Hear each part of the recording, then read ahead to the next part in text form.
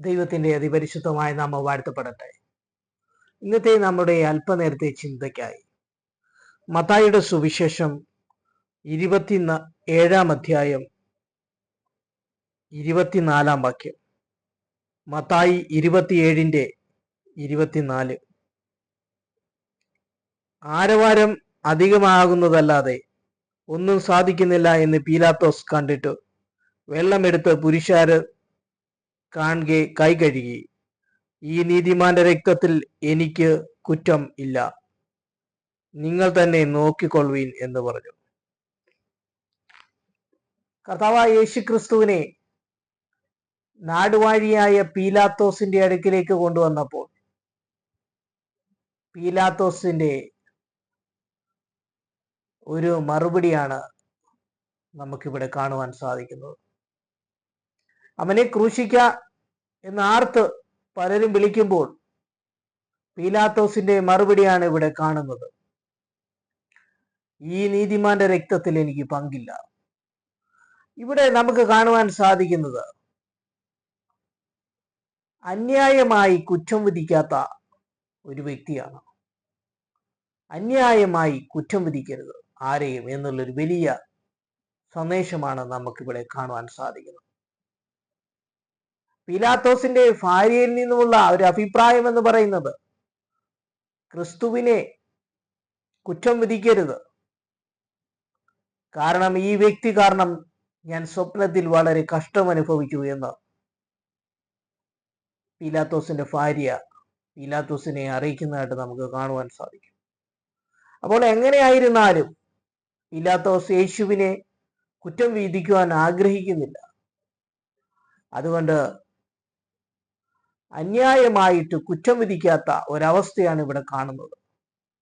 താൻ അവിടെ നിന്ന് ഒഴിഞ്ഞു മാറുന്ന ഒരവസ്ഥയാണ് നമുക്കിവിടെ കാണുവാൻ സാധിക്കുന്നത്. ഇവിടെ നിന്ന് നമുക്ക് ലഭിക്കുന്ന ഒരു വലിയ സന്ദേശം എന്ന് പറയുന്നത് അന്യായമായി കുറ്റം വിധിക്കരുത്.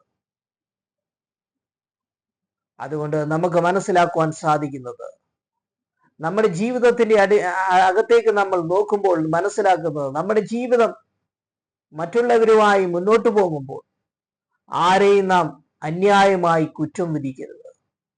കാരണം കുറ്റം വിധിക്കുവാൻ ആർക്കും അധികാരമില്ല. വിധിക്കുന്നവൻ ദൈവമാണ്. കർത്താവായ യേശുക്രിസ്തു പറഞ്ഞു, നിങ്ങൾ ആരെയും വിധിക്കരുത്, നിങ്ങൾ വിധിക്കുന്ന വിധിയാൽ നിങ്ങളും വിധിക്കപ്പെടും. കുറ്റാരോപണം നടത്തരുത്, കാരണം ഇതിന്റെ അധികാരം ദൈവത്തിനാണുള്ളത്. ന്യായവിധി എന്ന് പറയുന്നത് ദൈവത്തിനാണ്. അതുകൊണ്ട് നമുക്ക് മനസ്സിലാക്കുവാൻ സാധിക്കുന്നത് പീലാത്തോസിന്റെ ഇവിടുത്തെ ഒരു സമീപനം എന്ന് പറയുന്നത് ഈ നീതിമാന്റെ രക്തത്തിൽ എനിക്ക് പങ്കില്ല എന്ന് പറഞ്ഞ് തൻ്റെ ഭാഗം ഒരു കുറ്റവിമുക്തമാക്കുന്ന അവസ്ഥയാണ് കാണുവാൻ സാധിക്കുന്നത്. അന്യായമായി കുറ്റം വിധിക്കാത്ത ഒരു നാടുവാഴിയാണ് നമുക്കിവിടെ കാണുവാൻ സാധിക്കുന്നത്. നമുക്ക് മനസ്സിലാക്കുവാൻ സാധിക്കുന്ന മറ്റുള്ളവരുടെ ആർത്തവിളികൾ കാരണമാണ് അവിടെ ഒരു ക്രൂശീകരണത്തോട് മുന്നോട്ട് പോകുന്നത്. എന്നാൽ തൻ്റെ അഭിപ്രായം എന്ന് പറയുന്നത് നീതിമാനെ കുറ്റം വിധിക്കരുത്. അതുകൊണ്ട് നമുക്ക് മനസ്സിലാക്കുവാൻ സാധിക്കുന്നത്, ദൈവത്തിന്റെ വചനത്തിൽ നമ്മൾ അടിയുറച്ച് മുൻപോട്ട് പോകുമ്പോൾ ജീവിതത്തിന്റെ ഏത് മേഖലകളിലും മറ്റുള്ളവരെയും നാം അന്യായമായി കുറ്റം വിധിക്കരുത്. ഈ നീതിമാന്റെ രക്തത്തിൽ എനിക്ക് പങ്കില്ല എന്ന് പറഞ്ഞ് പീലാത്തോസ് കുറ്റം വിമുക്തനാകുന്നത് പോലെ നമുക്ക് മനസ്സിലാക്കുവാൻ സാധിക്കുന്നത്, എല്ലാ മേഖലകളിലും ഒരു പക്ഷേ നമ്മുടെ ജീവിതത്തിനകത്ത് പ്രതികൂലങ്ങളുണ്ടാകാം, എല്ലാവരുടെയും ജീവിതത്തിൽ പ്രതികൂലങ്ങളുണ്ടാകാം. എന്നാൽ ആരെയും നാം അന്യായമായി കുറ്റം വിധിക്കരുതെന്ന് ഉള്ളൊരു വലിയ സന്ദേശമാണ് നമുക്കിവിടെ കാണുവാൻ സാധിക്കുന്നത്. കാരണം ന്യായവിധിക്കുന്നത് കർത്താവായ യേശുക്രിസ്തുവാണ്. പിതാവായ ദൈവം ന്യായവിധി കൊടുത്തിരിക്കുന്നത് കർത്താവായ യേശുക്രിസ്തുവിനാണ്. അന്ത്യകാലത്ത് നമുക്കറിയാം യേശുക്രിസ്തുവിന്റെ ഒരു തേജസ്സിൽ ഉണ്ടാകുന്ന ഒരവസ്ഥ നമുക്ക് കാണുവാൻ സാധിക്കുന്നു. അവസാന ന്യായവിധി എന്ന് പറയുന്ന കർത്താവായ യേശുക്രിസ്തു സിംഹാസനത്തിൽ ഇരിക്കുമ്പോൾ ഇടത്തുള്ളവരെയും വലത്തുള്ളവരെയും നമുക്ക് കാണുവാൻ സാധിക്കും. അവിടെ കർത്താവായ യേശു ക്രിസ്തു ന്യായം വിധിക്കുന്നതായിട്ട് നമുക്ക് കാണുവാൻ സാധിക്കും. അപ്പോൾ യേശു ആണ് ന്യായം വിധിക്കുന്നവൻ.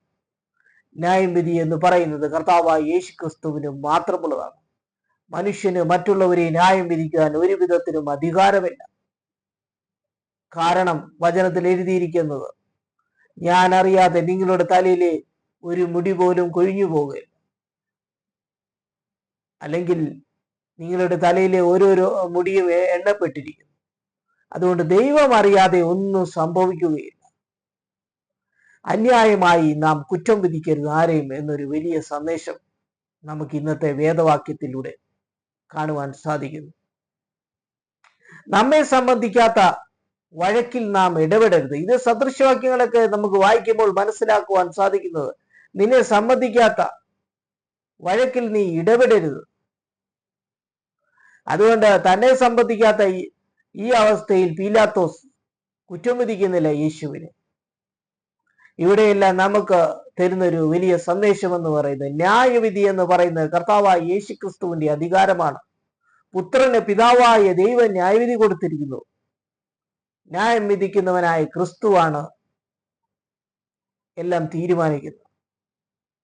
അതുകൊണ്ട് ദൈവത്തിന്റെ വചനത്തിൽ നമ്മൾ അടിയുറച്ച് മുന്നോട്ട് പോകുമ്പോൾ നമുക്ക് മനസ്സിലാക്കുന്നത്, മറ്റുള്ളവരെ നാം വിധിക്കരുത് എന്നുള്ളൊരു വലിയ കാര്യം നമുക്ക് വചനത്തിൽ നിന്നും മനസ്സിലാക്കുവാൻ സാധിക്കും.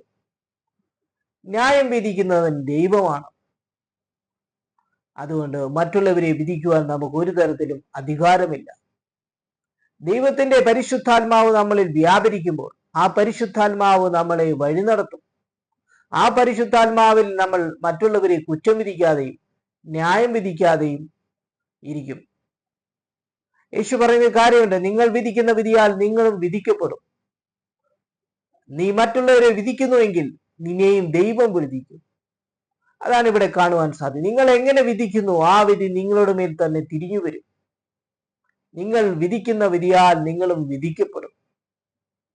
അതുകൊണ്ട് നമുക്ക് മനസ്സിലാക്കുവാൻ സാധിക്കുന്നത്, ന്യായവിധി എന്ന് പറയുന്നത് കർത്താവായ യേശു ക്രിസ്തുവിന്റെ അധികാരമാണ്. ദൈവത്തിന്റെ അധികാരം മനുഷ്യൻ എടുക്കുവാൻ കഴിയുകയില്ല. കാരണം മനുഷ്യന്റെ ജീവിതത്തിന്റെ പല മേഖലകളിൽ ഓരോ കാര്യങ്ങൾ സംഭവിക്കുന്നത് ദൈവത്തിന്റെ അറിവോടുകൂടി ആയിരിക്കും. വചനത്തിൽ നമുക്ക് കാണുവാൻ സാധിക്കുന്നു, ഒരു കാര്യം ദൈവം വാഗ്ദത്തം ചെയ്തു കഴിഞ്ഞാൽ, അല്ലെങ്കിൽ ദൈവം പ്രവചിച്ചു കഴിഞ്ഞാൽ, അതിന്റെ സമയമാകുമ്പോൾ അത് അങ്ങനെ തന്നെ സംഭവിക്കും. അതുകൊണ്ട് ദൈവത്തിന് ഇതെല്ലാം മുന്നമേ അറിയാം. അപ്പോൾ മനുഷ്യന്റെ ജീവിതത്തിൽ ഓരോ കാര്യങ്ങൾ സംഭവിക്കുന്നത് ദൈവത്തിന്റെ അറിവോടുകൂടിയാണ്. ഞാൻ അറിയാതെ നിങ്ങളുടെ തലയിൽ ഒരു മുടി പോലും കൊഴിഞ്ഞു പോവുകയില്ല എന്ന് പറഞ്ഞാൽ അങ്ങനെ തന്നെ. അതുകൊണ്ട് നമുക്ക് മനസ്സിലാക്കുവാൻ സാധിക്കുന്നത്, ദൈവം അറിയാതെ ഒന്നും മനുഷ്യന്റെ ജീവിതത്തിൽ സംഭവിക്കുന്നില്ല. പീലാത്തോസ് പറയുന്ന ഒരു കാര്യം, നീതിമാന്റെ രക്തത്തിൽ എനിക്ക് പങ്കില്ല. കാരണം ദൈവത്തെ ഭയപ്പെടുന്നവർ മറ്റുള്ളവരെ വിധിക്കുവാൻ ആഗ്രഹിക്കുന്നില്ല. ഇവിടെയെല്ലാം ഈ വചനങ്ങളിൽ നമുക്ക് മനസ്സിലാക്കുവാൻ സാധിക്കും, നമ്മുടെ ആത്മീക ജീവിതം എന്ന് പറയുന്നത് ഫലപ്രദമായിരിക്കണം. അതിന് പല ഘടകങ്ങളുണ്ട്. പരിശുദ്ധാത്മാവിൽ സ്നേഹം, സന്തോഷം, സമാധാനം, ഇതെല്ലാം പരിശുദ്ധാത്മാവിൻ്റെതായ ഫലങ്ങളാണ്. അപ്പോൾ ഇതിൻ്റെ അകത്തുള്ള മറ്റൊരു ഫലമാണ്, നമ്മൾ മറ്റുള്ളവരെ വിധിക്കരുത്, അന്യായമായി കുറ്റം വിധിക്കരുതെന്ന് ഉള്ളൊരു വലിയ സന്ദേശമാണ് ഇന്ന് നമുക്ക് മനസ്സിലാക്കുവാൻ സാധിക്കുന്നത്. ഈ വചനങ്ങളാൽ ദൈവം നമ്മളെ അനുഗ്രഹിക്കും. കാരണം ഇന്നത്തെ നമ്മുടെ നിത്യജീവിതത്തിനകത്ത് ഒരു മനുഷ്യന്റെ ജീവിതം മുൻപോട്ട് പോകുമ്പോൾ അവന് പരീക്ഷണങ്ങൾ നേരിട്ടെന്ന് വരാം. ആ പരീക്ഷണങ്ങളിൽ കൂടെ അവർ കടന്നു പോകുമ്പോൾ അവർക്ക് ആവശ്യമായ ദൈവത്തിന്റെ ഒരു ജീവകിരീടം പ്രാപിക്കും. അപ്പോൾ പരീക്ഷണങ്ങൾ എന്ന് പറയുന്നത് മനുഷ്യനുള്ളതാണ്. യേശു പറയുന്ന ഒരു കാര്യമുണ്ട്, ഒരു മലയിലേക്ക് കയറി പോകുമ്പോൾ ശിഷ്യന്മാരോട് പറയുന്ന ഒരു കാര്യമുണ്ട്, നിങ്ങൾ പരീക്ഷയിൽ അകപ്പെടാതിരിപ്പാൻ ഉണർന്നിരുന്ന് പ്രാർത്ഥിപ്പി. അപ്പോൾ ഉണർന്നിരുന്ന് പ്രാർത്ഥിക്കേണ്ടതായിട്ടുണ്ട്. അതുകൊണ്ട് പരീക്ഷണങ്ങൾ എന്ന് പറയുന്നത് ചിലപ്പോൾ ജീവിതത്തിൽ അനുവദിച്ചേക്കാം. മറ്റു മനുഷ്യരുമായിട്ട് നമ്മൾ ജീവിതം മുന്നോട്ട് പോകുമ്പോൾ, അല്ലെ പല മനുഷ്യരുമായിട്ട് നമ്മുടെ ജീവിതം മുന്നോട്ട് പോകുമ്പോൾ അവരുടെ ജീവിതത്തിൽ പരീക്ഷണങ്ങൾ ഉണ്ടാകാം. അതുകൊണ്ട് ആ പരീക്ഷണങ്ങൾ അവരുടേതാണ്. അത് ദൈവത്തിന്റെ അറിവോടുകൂടെ സംഭവിക്കുന്ന. എന്നാൽ ഈ പരീക്ഷണ മേഖലയിൽ അവർക്ക് പല തരത്തിലുള്ള പ്രതികൂലങ്ങളും ഉണ്ടാകാം. എന്നാൽ നാം അവരെ നോക്കി കുറ്റാരോപണം ചെയ്യരുത്. അതുകൊണ്ട് യേശു പറയുന്ന ഒരു കാര്യമുണ്ട്, നിങ്ങൾ വിധിക്കരുത്. നിങ്ങൾ വിധിക്കുന്ന വിധിയാൽ നിങ്ങളും വിധിക്കപ്പെടും. നിങ്ങൾ കുറ്റാരോപണം നടത്തരുത്. അതുകൊണ്ട് നമുക്ക് മനസ്സിലാക്കുക, മനുഷ്യന്റെ ജീവിതത്തിനകത്ത് പരീക്ഷണങ്ങൾ ഉണ്ടാകാം. എന്നാൽ നമ്മെ കുറ്റം വിധിക്കുവാൻ ആർക്കും അധികാരമില്ല. ഈ നീതിമാന്റെ രക്തത്തിൽ എനിക്ക് പങ്കില്ല എന്ന് പറഞ്ഞ് പീലാത്തോസ് കൈയൊഴിയുകയാണ്. മനുഷ്യന്റെ ആരവാരം കാരണം ആ ക്രൂശീകരണം മുന്നോട്ട് പോകാൻ മനുഷ്യനെ കുറ്റം വിധിക്കരുത് എന്നുള്ളൊരു വലിയ സന്ദേശമാണ്. അല്ലെങ്കിൽ അന്യായമായി കുറ്റം വിധിക്കരുത് എന്ന് പറയുന്ന ഒരു വലിയ സന്ദേശമാണ് നമുക്ക് ഇവിടെ നിന്ന് കാണുവാൻ സാധിക്കുന്നത്. അതുകൊണ്ട് പരീക്ഷണങ്ങളിൽ അകപ്പെട്ട പലരെയും ദൈവവചനത്തിലൂടെ നമുക്ക് കാണുവാൻ സാധിക്കുന്നു. ദൈവവചനം നമ്മൾ വായിച്ചു വരുമ്പോൾ നമുക്ക് ഒരു കാര്യം മനസ്സിലാക്കുവാൻ സാധിക്കും. കർത്താവായ യേശുക്രിസ്തു ഒരു കുരുടനെ സൗഖ്യമാക്കുന്നു നമുക്ക് കാണുവാൻ സാധിക്കും. അപ്പോൾ യേശുവിനോട് കൂടെ നിൽക്കുന്നവർ ചോദിക്കുന്ന ഒരു കാര്യമുണ്ട്, കർത്താവേ, ഇവൻ എന്തുകൊണ്ടാണ് കുരുടനായത്? ഇവന്റെ അമ്മയപ്പന്മാർ പാപം ചെയ്തത് കൊണ്ടാണോ, അതോ ഇവൻ പാപം ചെയ്തത് കൊണ്ടാണോ എന്ന ഒരു ചോദ്യമാണ് അവിടെ കർത്താവിനോട് കൂടെ നിന്നവർ ചോദിക്കുന്നത്. അപ്പോൾ കർത്താവായ യേശുക്രിസ്തു പറയുന്ന ഒരു കാര്യമുണ്ട്, ഇവനോ ഇവന്റെ മാതാപിതാക്കളോ പാപം ചെയ്തത് കൊണ്ടല്ല, ദൈവപ്രവൃത്തി ഇവന്റെ മേൽ വെളിപ്പെടേണ്ടതുകൊണ്ടാണ്. അപ്പോൾ ആ മനുഷ്യൻ അന്ധനായിരുന്നു. എന്തുകൊണ്ടാണ് ഈ മനുഷ്യൻ അന്ധനായി മാറിയത്? ഇവന്റെ അകത്ത് ഒരു ദൈവപ്രവൃത്തി കർത്താവായ യേശുക്രിസ്തു വരുമ്പോൾ നടക്കും. ആ ദൈവപ്രവൃത്തി വെളിപ്പെടേണ്ടത് കൊണ്ടാണ് അവൻ ആ പ്രതികൂലം ഉണ്ടായത്. ഇവിടെ മനസ്സിലാക്കുവാൻ സാധിക്കുന്നത്, കർത്താവായ യേശുക്രിസ്തു ഈ വ്യക്തിയെ വിധിക്കുന്നില്ല, ഈ അന്ധനെ വിധിക്കുന്നില്ല, അല്ലെങ്കിൽ അവന്റെ മാതാപിതാക്കളെ വിധിക്കുന്നില്ല. കർത്താവ് പറയുന്ന ഒരു കാര്യമുണ്ട്, ഇവനും ഇവന്റെ മാതാപിതാക്കളും ആരും പാപം ചെയ്തത് കൊണ്ടല്ല ഇവൻ അന്ധനായി മാറിയത്, മറിച്ച് ദൈവപ്രവൃത്തി വെളിപ്പെട്ടു വരുവാൻ. ഇവിടെ കിട്ടുന്ന ഒരു വലിയ സന്ദേശം എന്ന് പറയുന്നത്, ഈ കുരുടന്റെ ജീവിതത്തിൽ പ്രതികൂലമുണ്ടായി, അത് അവന്റെ കുറ്റമല്ല. അതുകൊണ്ട് ആർക്കും ഈ കുരുടനെ കുറ്റം വിധിക്കുവാൻ അധികാരമില്ല. കുറ്റാരോപണം നടത്തുവാൻ ആർക്കും അധികാരമില്ല. അതുകൊണ്ട് നമുക്ക് മനസ്സിലാക്കുവാൻ സാധിക്കുന്ന, കർത്താവായ യേശുക്രിസ്തു കുറ്റാരോപണം നടത്തുന്നില്ല. ഈ കാരണം യേശുവിനറിയാം ഇത് ദൈവപ്രവൃത്തി നടക്കേണ്ടതാണ്. അതുകൊണ്ട് അന്യായമായി ആരെയും കുറ്റം വിധിക്കരുത് എന്നുള്ളൊരു വലിയ സന്ദേശമാണ് നമുക്ക് ഇവിടെയും കാണുവാൻ സാധിക്കുന്നത്. കാരണം കുറ്റം വിധിക്കുവാൻ അല്ലെങ്കിൽ വിധിക്കുവാനൊക്കെയുള്ള അധികാരം എന്ന് പറയുന്നത് ദൈവത്തിനാണ്. അതുകൊണ്ട് നമുക്ക് മനസ്സിലാക്കുവാൻ സാധിക്കുന്ന, ഈ കുരുടൻ പാപം ചെയ്തത് കൊണ്ടല്ല, ദൈവപ്രവൃത്തി വെളിപ്പെട്ടു വരുവാൻ വേണ്ടിയാണ്. കർത്താവായ യേശുക്രിസ്തു അവനെ വിധിക്കുന്നില്ല.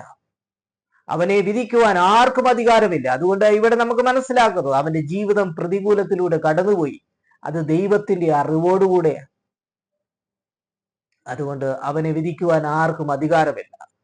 അതുകൊണ്ട് ഇന്നത്തെ നമ്മളുടെ ദൈവത്തിന്റെ വചനം എന്ന് പറയുന്നത്, അന്യായമായി ആരെയും കുറ്റം വിധിക്കരുത്. പീലാത്തോസ് പറയുന്നൊരു കാര്യമുണ്ട്, ഈ നീതിമാന്റെ രക്തത്തിൽ എനിക്ക് പങ്കില്ല. കാരണം ഇവൻ നീതിമാനായതുകൊണ്ട് ഈ നീതിമാനെ കുറ്റം വിധിക്കുവാൻ പീലാത്തോസ് ഒരുങ്ങുന്നില്ല. പീലാത്തോസ് അതിന് കൈകഴുകുകയാണ്. ഈ വചനങ്ങൾ ഈ കുരുടന്റെ സന്ദേശത്തിലൂടെയും പീലാത്തോസിന്റെ സന്ദേശത്തിൽ നിന്നുകൂടെയും നമുക്ക് മനസ്സിലാക്കുവാൻ സാധിക്കുന്നത്, നാം ആരെയും അന്യായമായി കുറ്റാരോപണം ചെയ്യരുത്. കുറ്റം വിധിക്കുവാൻ അധികാരം എന്ന് പറയുന്നത് സിംഹാസനത്തിൽ അവസാന നാഴികയിൽ വെളിപ്പെട്ടു വരുന്ന കർത്താവായ യേശുക്രിസ്തുവിനാണ്. അതുകൊണ്ട് നിങ്ങൾ ആരെയും വിധിക്കരുത് എന്ന വചനത്തിൽ ഈ സന്ദർഭങ്ങളൊക്കെയും അടങ്ങിയിരിക്കുന്നു. അതുകൊണ്ട് അന്യായമായി ആരെയും കുറ്റം വിധിക്കരുത് എന്നത് വലിയ സന്ദേശമാണ് നമുക്ക് ഈ ഭാഗങ്ങളിലൂടെയെല്ലാം ദൈവം നമുക്ക് ഒരു വലിയ ദൂതായി തരുന്നു. അതുകൊണ്ട് ഈ വചനങ്ങളാൽ ദൈവം നമ്മളെ അനുഗ്രഹിക്കട്ടെ.